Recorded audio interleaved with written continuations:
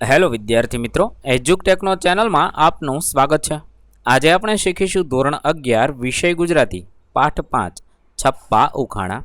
પાઠ 5ના સ્વાધ્યાયના પ્રશ્નોના જવાબની અહીં આપણે સમજ મેળવીશું। તો ચાલો શીખીએ પાઠ 5 છપ્પા ઉખાણા।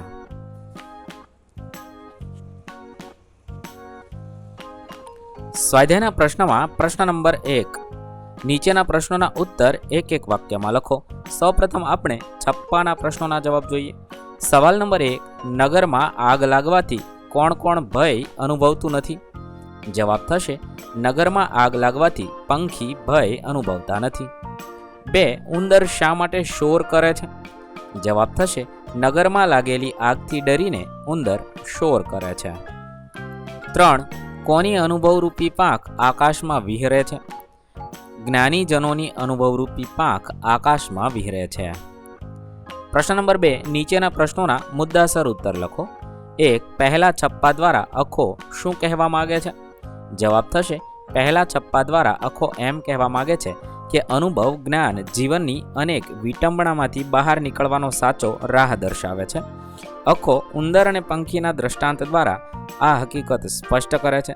જો નગરમાં આગ લાગે તો પંખીને તેની કોઈ ચિંતા કે ફરિયાદ હોતી નથી, કેમ કે આગથી બચવા પોતાની પાંખ વડે ઉડી શકે છે, પોતાની જાતને બચાવી શકે છે। પણ ઉંદર બિચારા ક્યાં જાય એટલે એ ડરના માર્યા ચૂં ચૂં શોર મચાવે છે। એની પાસે પંખીની જેમ ઉડવાની તાકાત નથી। આમ અજ્ઞાનીજન ઉંદર જેવા છે, એમની પાસે અનુભવ જ્ઞાન નથી, એટલે તેઓ સંસારની વિટંબણાઓથી ડરી જાય છે। પણ જ્ઞાનીજનો સંસારની વિટંબણાઓથી સહેજ પણ ડરતા નથી। તેઓ પોતાના અનુભવ જ્ઞાનથી એ વિટંબણાઓને ઉકેલી શકે છે। ટૂંકમાં અનુભવ જ્ઞાન જ સંસારની વિટંબણાઓનો ઉકેલવાનો એકમાત્ર ઉપાય છે। સવાલ નંબર 2, બીજા છપ્પા દ્વારા અખો શી પ્રેરણા આપે છે? અખો જેમને સંસ્કૃત ભાષા સારી રીતે બોલતા આવડતી ન હોય તેમને બીજા છપ્પા દ્વારા હિંમત આપે છે। અખો કહે છે, કોઈને સંસ્કૃત ભાષા બરાબર ન આવડતી હોય તો શું થયું? પ્રાકૃત ભાષામાં તે પોતાની ભાવના રજૂ કરી શકે ને? પ્રાકૃત ભાષામાં રજૂ કરે એટલે શું? એની ભાવનાનું કોઈ મૂલ્ય જ નથી। ભાષાને આટલું બધું મહત્વ આપવાની શી જરૂર છે? જેમ યુદ્ધના મેદાનમાં યોદ્ધો ભાષાથી નહીં પણ પોતાની બહાદુરીથી લડે છે, આથી જ તે શૂરવીર કહેવાય છે।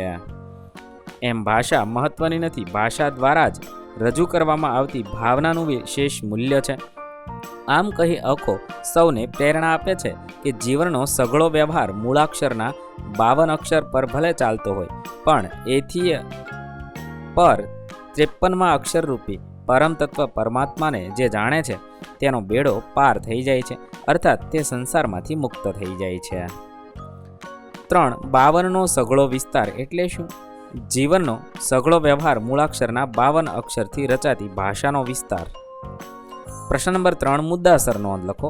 1, આવી નગરમાં લાગી લાય છપ્પા દ્વારા રજૂ થયેલા જ્ઞાનના મહિમા વિશે નોંધ લખો। નગરમાં અચાનક આગ લાગે તો પંખી સહેજે ફરિયાદ કરતું નથી, કેમ કે તે ઉડીને આગથી બચી શકે છે।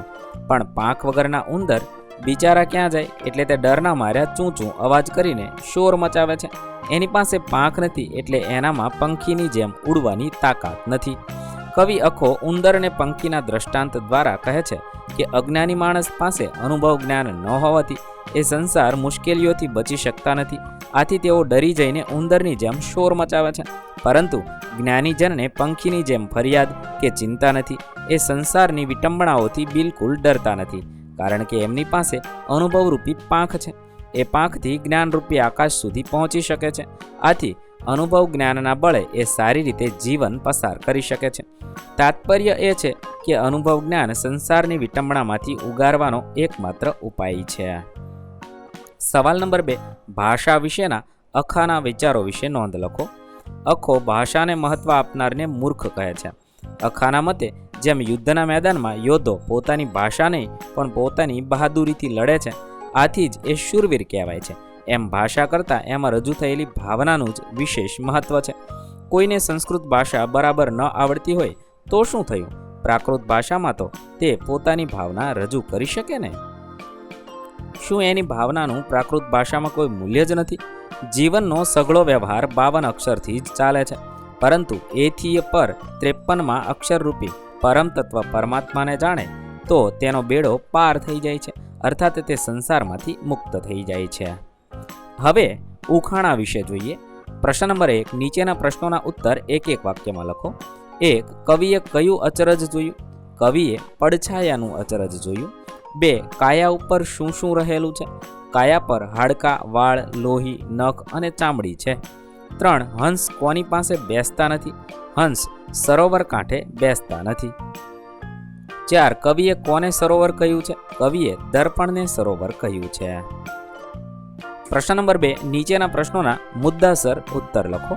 1. પહેલા ઉખાણા દ્વારા કવિ શું કહેવા માંગે છે? પહેલા ઉખાણા દ્વારા કવિ એમ કહેવા માંગે છે કે પડછાયો આશ્ચર્ય પમાડે છે, એ સુંદર દેખાય છે, એ શીતળ છે, એટલે કવિએ એને અમૃતથી મીઠો કહ્યો છે. મનુષ્યના શરીર ઉપર હાડકાં છે, વાળ છે, લોહી છે, નખ છે, ચામડી છે, પણ પડછાયા પાસે તો આમાંનું કાંઈ જ નથી, છતાં તેની પાસે અમૃત જેવી શીતળતા છે. એ વાતનું કવિને અચરજ થાય એ સ્વાભાવિક છે. આમ કવિ પડછાયાના ગુણધર્મ વર્ણવી ચતુર નરને એનો ઉત્તર આપવા જણાવે છે. સવાલ નંબર 2, બીજા ઉખાણા દ્વારા કવિ શું કહેવા માંગે છે? બીજા ઉખાણામાં કવિએ દર્પણ વિશે કૌતુક જગાડ્યું છે. કવિ દર્પણને સરોવર તરીકે ઓળખાવે છે. આ સરોવર નિર્મળ નીરથી ભર્યું હોવા છતાં કોઈ મુસાફર એનું પાણી પીતું નથી. હંસ આ સરોવરને તીરે આવીને બેસતો નથી. આ સરોવર અર્થાત આ દર્પણમાં નારીનું સૌંદર્ય રૂપ જોઈ અનેક જણ એના રૂપ પાછળ ઘેલા થયા છે. એનાથી નાયિકાના શરીરને કોઈ હાનિ થતી નથી. ઉલટું એનું દેહ સૌંદર્ય તાજું રહે છે, ખીલી ઉઠે છે.